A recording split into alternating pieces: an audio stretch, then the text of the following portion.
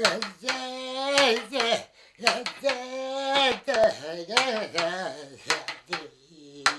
Polo Eskimos' drum songs, or biher, are a traditional pre-Christian form of entertainment, created by a people who had no written language with which to impart knowledge or convey feelings or ideas.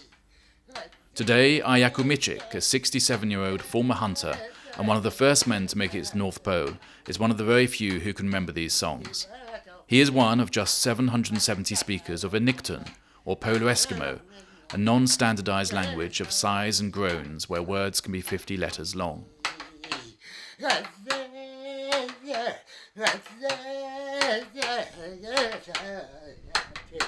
His people, the Inughuit, live in the most northern permanently inhabited settlement in the world. For a year, from August 2010, I had the privilege of living there with them.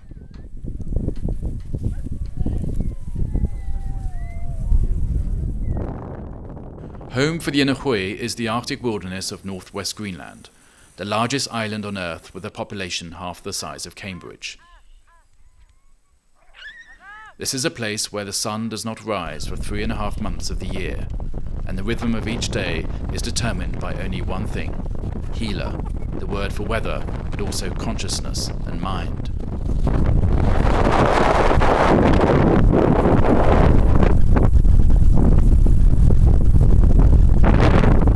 Their spoken traditions comprise both drum dancing and, more importantly, storytelling. These stories are of Arctic hunters existing in one of the most hostile natural environments on Earth. The world they describe is bound inextricably to the disappearing sea ice around them. The stories are also a pool of indigenous knowledge about the ice, weather systems, place names, and the sea mammals on which they depend. For Polo Eskimos, there is no one concept of ice, but more than 20 ways of referring to different forms of ice. There are 18 different types of wind, too, but the young people of northwest Greenland are unlikely to be able to name more than a few. They think the life of the hunter is too difficult now.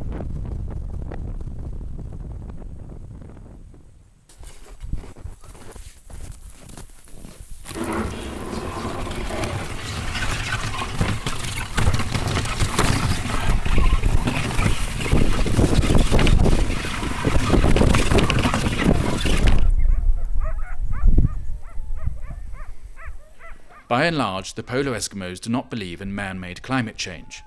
They believe that the weather changes in cycles. That is what their ancestors told them.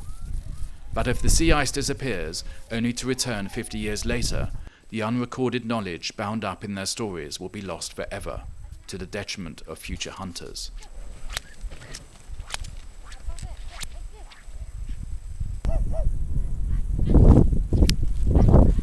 These are the last of the Inuit to live this way, travelling by dog sledge and hunting narwhals with harpoons from kayaks.